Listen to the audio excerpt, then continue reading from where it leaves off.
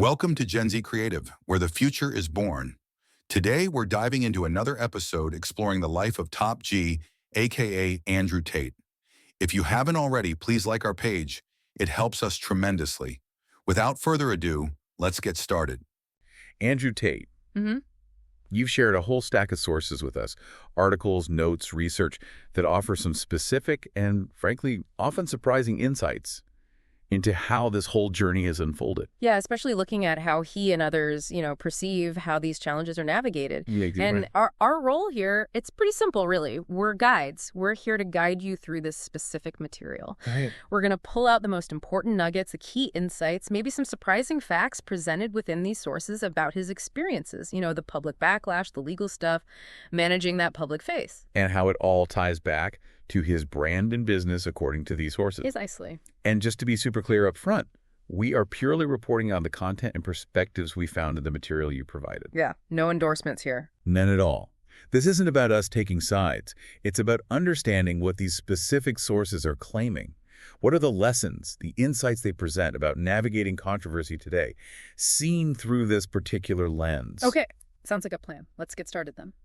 And where better to begin than with what the sources call the crucible of controversy? I mean, the whole debate around misogyny. Right. The material you gave us, it says right up front, doesn't it, that Tate is known for being incredibly, forthright with his opinions. Oh, very direct, yeah. And this approach often sparks these huge clashes with societal norms, especially his views on women. So the sources, they highlight some really specific, provocative statements that have fueled this, right? They do. They mention things like suggesting women share some responsibility for sexual assault. Although the material is careful to note this is often presented stripped of its original context. Okay, context is key there, according to the sources. What else? Well, they cite his stated preferences for younger women, describing them as less tainted, assertions about male authority over women, and even describing women as intrinsically lazy. And the sources point out these remarks, often made in interviews or just on social media.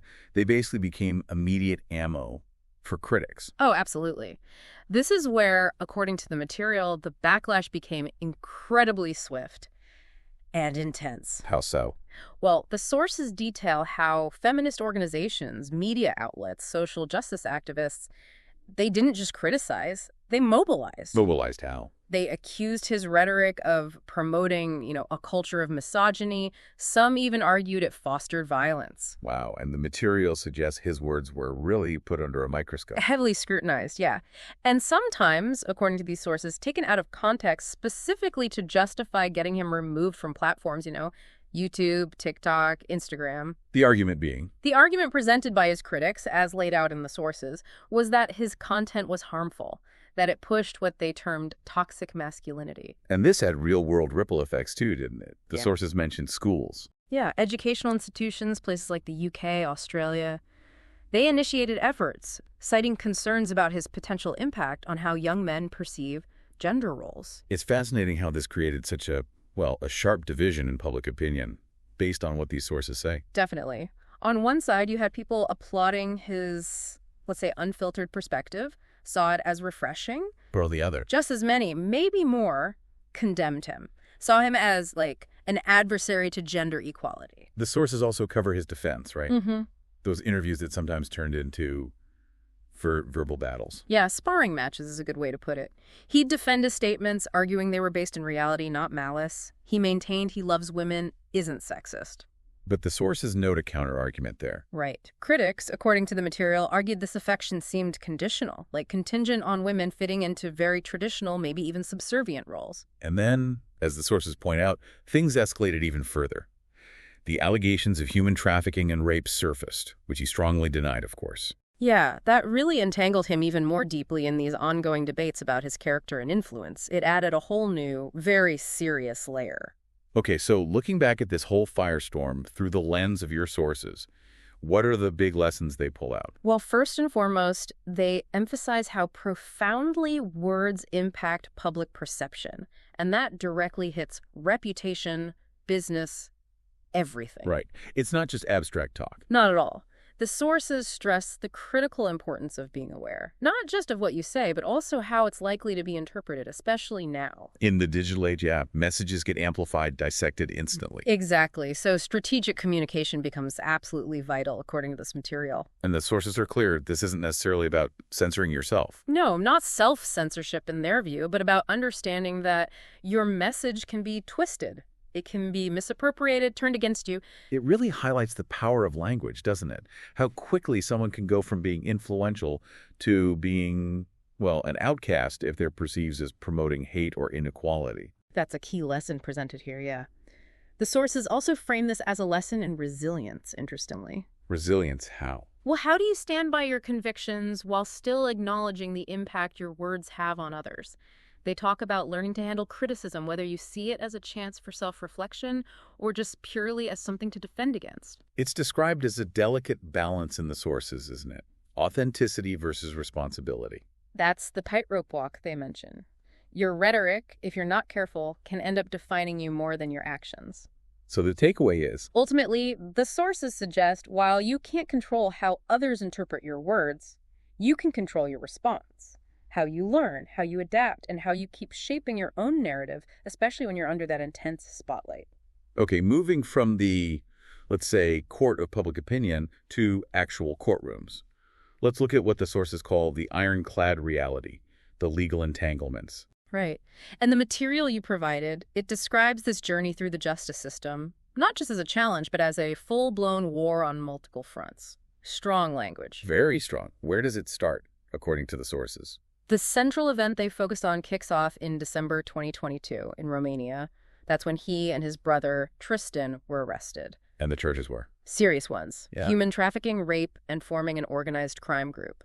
The sources mention raids, asset seizures. What was the core accusation presented in the material? The core accusation as presented was that they'd lured women with false promises of love, relationships, and then exploited them in a sex trafficking operation. And Tate's response, as reported in these sources, He consistently called it a witch hunt, a deliberate attack, a vendetta by people jealous of his success or angered by his outspokenness. That's the narrative presented. Interestingly, the sources also bring up earlier legal shadows, don't they? Stuff from before Romania.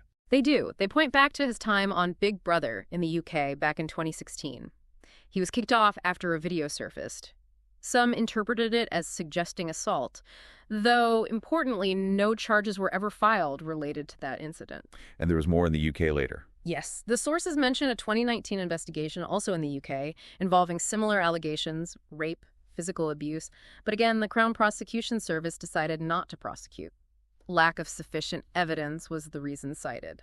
But the material specifically points out that even though he wasn't prosecuted then, the media brought these past events up again during the Romanian situation. Exactly. The sources highlight how these past unproven allegations were summoned by the media, potentially creating a narrative or picture of a pattern despite the lack of convictions. And the Romanian case itself. How did that unfold, according to the sources? It became quite a circus, is the term used in the material. Legal maneuvers, developments, often highly publicized, almost broadcasted. When were formal charges brought? Formal indictments came in June 2023, and the legal process itself is described in the material as slow, drawn out, excruciating. The sources also mention other accusations popping up. Witness intimidation. Yeah, accusations of witness intimidation, even attempts to evade justice surfaced, which, again, Tate refuted, framing them as part of a larger conspiracy against him. And then even newer allegations later on. That's right. The material notes that in August 2024, new allegations emerged. These involved sex with a minor and trafficking underage individuals. So the situation grew even more complex. Throughout all this, how did the sources describe Tate's reaction or strategy? As a constant counteroffensive, appeals, relentless claims of being set up, arguing this was as much about envy and politics as it was about the actual legal charges. The narrative presented is one of a man fighting back hard, using every possible angle. Oh, so stepping back again, what are the critical lessons the sources draw from all these legal battles? The main one seems to be that legal accountability is, as they put it, an ironclad reality. It's this unavoidable force. Even people with huge platforms, huge influence, they still have to reckon with it. It's a tough lesson on ethics, too, isn't it? Absolutely. The sources claim this whole saga underscores the paramount importance of ethical conduct. They emphasize this idea that eventually the law will catch up, suggesting nobody is truly untouchable. The material talks about profound penalties, the media storm, losing freedom, reputation damage. Right. And they suggest these penalties come from being perceived, whether fairly or unfairly, as having crossed legal or moral lines. Perception matters hugely here. So a key lesson highlighted is vigilance. Vigilance, yes. Keeping your business dealings, your personal life beyond the shadow of doubt. That's the phrase used. It's presented as a harsh reminder. You can try to craft your public story, but you don't hold sway over legal outcomes. The sources seem to view this whole entanglement as a real wake-up call. A jarring one, yeah. They use it to illustrate just how fragile success can be. How quickly an empire, even one built on controversy, can crumble if you're not incredibly cautious and don't uphold ethical standards. So it's not just about weathering the storm. No, the sources conclude this section by saying legal issues can just completely unravel a brand woven with controversy. The lesson isn't just survival, it's prevention. Living ethically, setting boundaries, respecting the law. It ties everything together. Liberty, reputation, influence, back to conduct. Both public and private. Exactly. Legal accountability, the sources suggest, is the toll one pays not just for actual deeds, but sometimes for the interpretations and perceptions those deeds create. Okay, let's shift gears now. Section 3 of the material. The tightrope walk public versus private persona. Right. This is about the image versus maybe the reality. Your sources, they paint that picture of the public Andrew Tate we mostly see. The unapologetic provocateur, right? Candid, challenging conventions, living by his own code. That facade of defiance, yeah. Indomitable masculinity, success, power, controversy. It's all there in the public image described. But the sources immediately ask the question, what's underneath? Is there more to it? Are there other layers? And interestingly, the material offers a nuanced take. It suggests the line isn't maybe a stark divide, public versus private, more like a continuum. Continuum, how so? Where the sort of essence remains constant, but the intensity fluctuates depending on the setting. Okay, so describe the public persona as the sources see it. Loud, bold, the guru of the hustler's philosophy, right? The combatant against the matrix. His whole empire is built on this identity, teaching people how to master life, spurn mediocrity. And his big pronouncements on women, success, wealth, they're all laid bare publicly. But then the sources introduce this idea of a different private side. Based on what?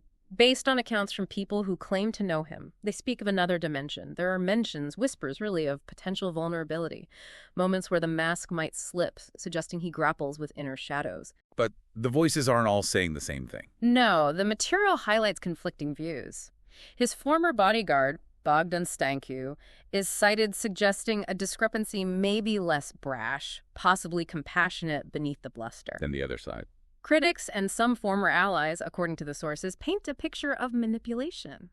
Private actions that don't quite mirror the public doctrines. And the legal issues play into this, too. Yeah, the sources note that tales of his extravagant private life are now shattered by those legal entanglements.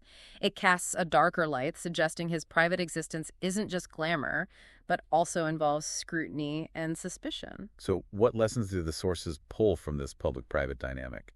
They talk about the art of power, how your public image can shield you but also expose your private complexities.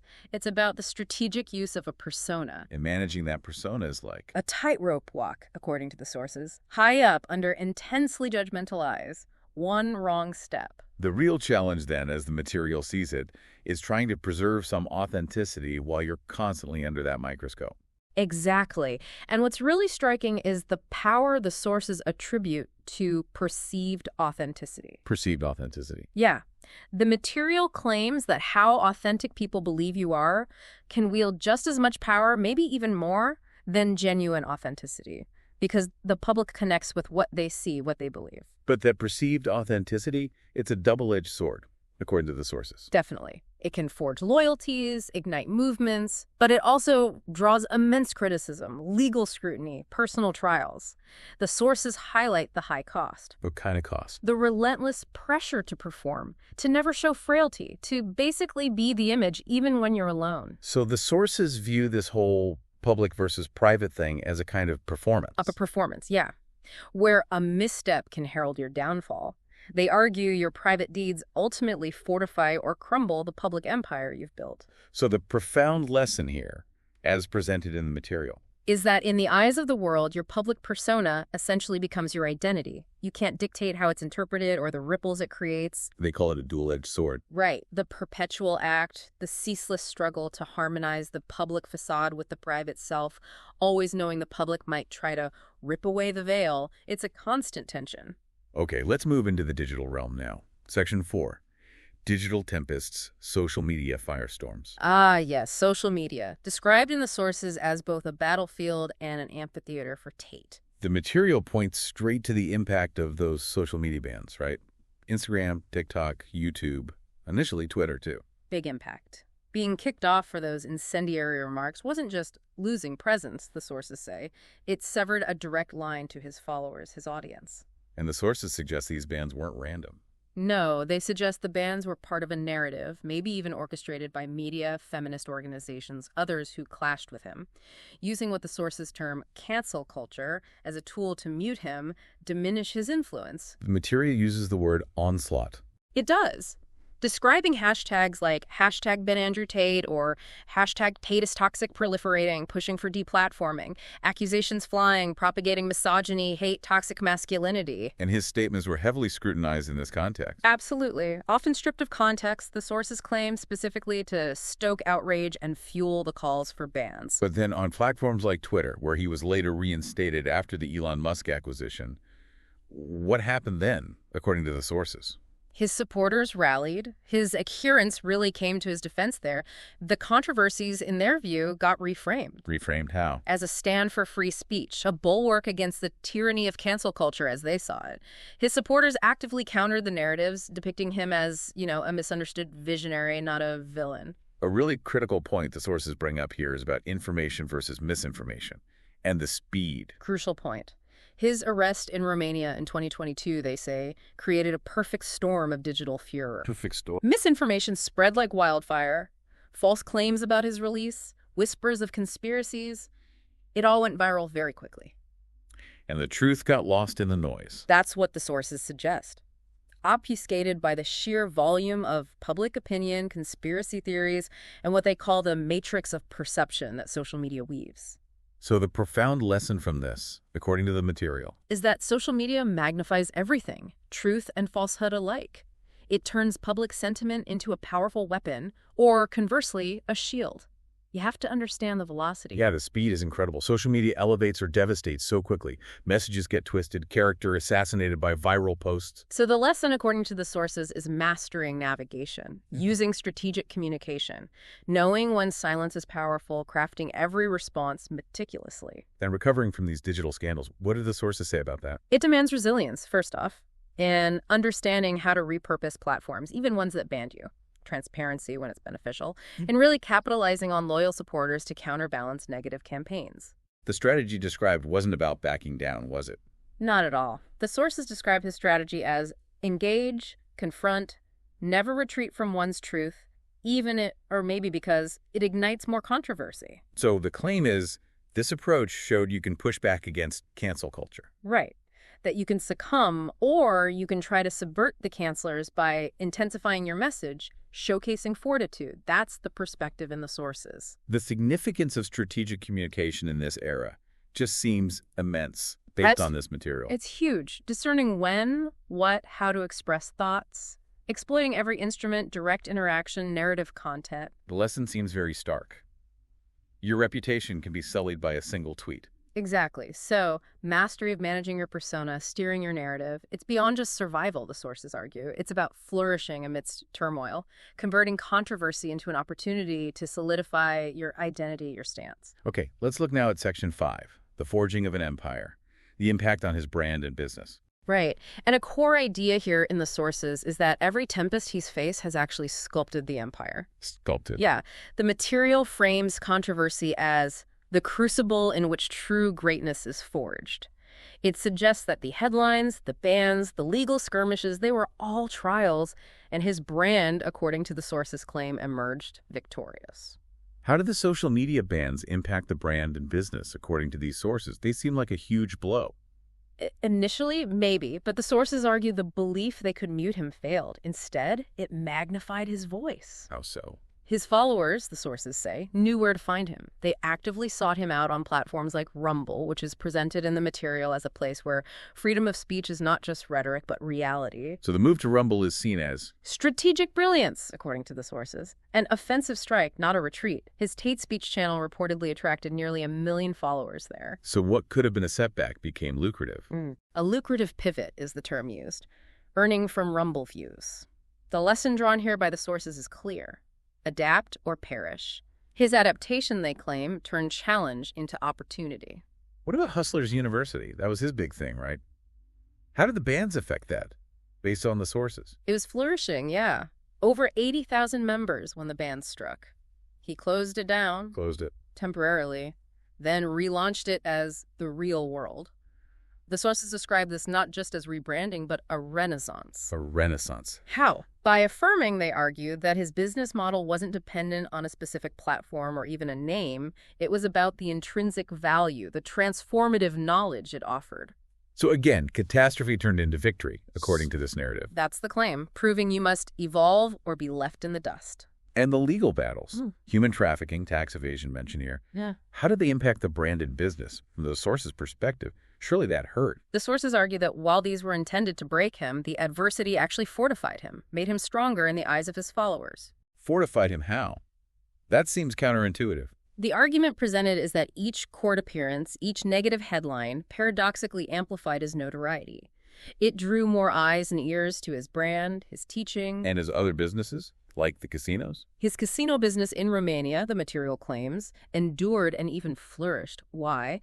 Because people were captivated by the allure of success, by the story of a man ascending despite these heavy burdens. That's the source's interpretation. His public appearances then became stages. Arenas to demonstrate resilience, yeah. Interviews, podcasts, there weren't just Q&As. The sources framed them as platforms for his message. Educating men on navigating the matrix, breaking from mediocrity. And partnerships. Did those dry up? The sources suggest an adaptation there, too. Those who see eye to eye with him recognize the potential, the untapped market of men yearning for success and candid discourse outside the mainstream. So how do the sources ultimately view his brand strength? They use a powerful metaphor.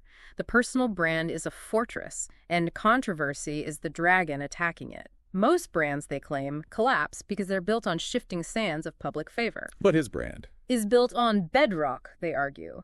Hard, immutable truths. A relentless pursuit of greatness. That's the claim in the material. Crisis management seems absolutely key in this narrative. Crucial. The sources suggest a brand is truly shaped by how it navigates the naders, the low points. You have to stand resolute, be prepared for battle. And adaptability is fundamental. More than just business acumen, it's presented as a fundamental life skill. Seek new dominions when exiled, like Rumble. Innovate when your business model falters, like the real world. Show cancellation can be rebirth if you're adept. Damage control in this model isn't about apologizing. Not capitulation or apologies, no. It's about showcasing resilience, foresight, that indomitable spirit. The sources claim the controversy schooled him and his followers in transmuting public disdain into a display of triumph. So the brand is molded by how you ascend beyond the problems. Precisely. The narrative concludes that the challenges steeled his resolve, amplified his dominion. It wasn't about enduring the storm, but mastering the art of dancing amidst the deluge. And the world anticipates a lion to roar back. That's the closing image from the sources. That's the image. That, they claim, is his brand, his business model, his life, the Andrew Tate way. All right, let's move to our final section then. Section 6, Ascending Beyond Mastering Adversity in Media. Yeah, this section really frames Tate as a figure sculpted by the relentless hammer of adversity. His journey, the sources suggest, is a testament to its transformative power. They even bring in Robert Greene's ideas here. On Tate's own view of adversity, as presented in the sources. He doesn't see it as an insurmountable barrier, more like rungs on a ladder ascending to greatness. Challenges or tests, yes, but also opportunities to demonstrate the mettle of true character. The sources use his Romanian detention as a prime example. They do. What could have been despair, they claim, became a crucible for the soul, a time to hone his mind, find an inner liberty that no confinement could touch. And he shared these reflections. Yeah, in that Tucker Carlson interview mentioned in the sources, he spoke not of confinement, but of the freedom cultivated within. choosing to bring joy and inspiration to others, even then framed as a strategy of thriving under duress. And navigating the digital world is seen as mastering adversity, too. Absolutely. Being banned, then conquering new territories like Rumble and Twitter, it's presented not just as survival adaptation, but a desire to dominate, to dictate the terms. So he learned to establish his own rules. Moved from just participating to achieving sovereignty over his narrative, as the sources put it. And his attitude, did it change? Sharpened, the sources claim, became even more unapologetic, a louder, clearer voice on male identity, success, societal structures. Attempts to silence him only amplified his defiance. Silence, in this view, is the refuge of the weak. So his persona became a beacon. Of relentless conviction, yeah. Strength found in steadfast adherence to principles amidst pressure to conform. How does public feedback fit in, according to the sources? Does he ignore it? Not ignore, but uses it as a mirror. Listens not to alter core values, but to refine his approach, so the message cuts through, empowers. Backlash taught the necessity of clarity, the sources suggest. So, to summarize the source's view here, Tate's life illustrates mastering adversity, turning trials into stepping stones for greatness and influence.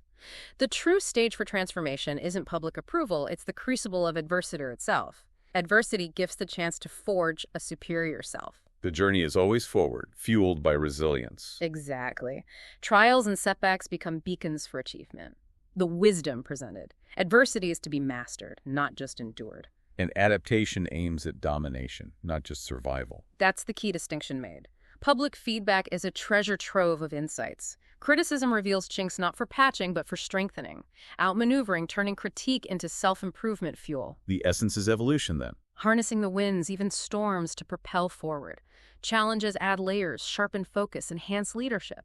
Adversity isn't the mark of lows, but a testament to potential highs. The Andrew Tate way, as the sources call it, is viewing adversity as an opportunity. For redemption, yes, and as a beacon for others. It's not how you fall, but how you rise. Adversity conquered transforms into a narrative of growth, leadership, indomitable spirit. That's the picture painted. Now, what about media relations? The sources frame this as orchestrating one's own saga. Right. Tate understands, according to the material, that media outlets are merchants of their own narratives. His approach, they claim, was to take the reins, engage not as a subject, but as the master of the interaction. The sources mention how the press cast him. Often as the antagonist, yeah, the king of toxic masculinity.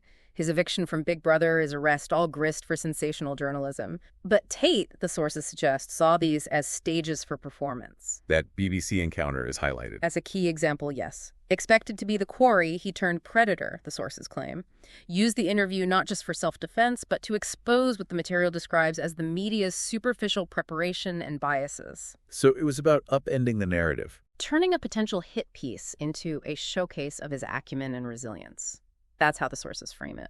And pivoting from the bans fits this media strategy. Perfectly. Didn't retreat, pivoted to Rumble to speak unfettered, flourished there, connecting directly, crafting content as pieces of his narrative puzzle. Using Twitter and direct channels strategically bypassed media control, allowing him to redefine his image on his terms. The sources talk about artistry and narrative control. Saying the method is as crucial as the message. His documentary, The Real World, isn't just a media venture in this view, but a reclamation of his story, presenting his life, his philosophy, free from external interpretation.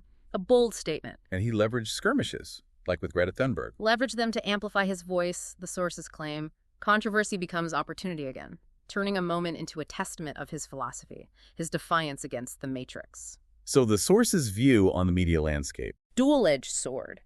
Adversary and ally. Adeptness is essential for survival. Mastery isn't just playing the game, but mastering it. If you don't, the sources warn, you will undoubtedly be played.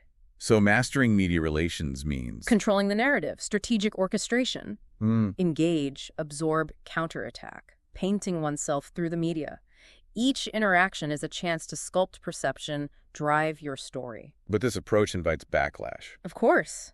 Being the narrative architect invites confrontation. The lesson drawn is resilience, adaptability, unyielding dedication to one's own truth, leveraging the media's mechanisms while refusing to surrender control of the story. Even negative press can be useful. As an educational moment for the audience, the sources suggest a demonstration of that unbreakable spirit. So the conclusion on media, according to the sources, You are either the narrator or the subject.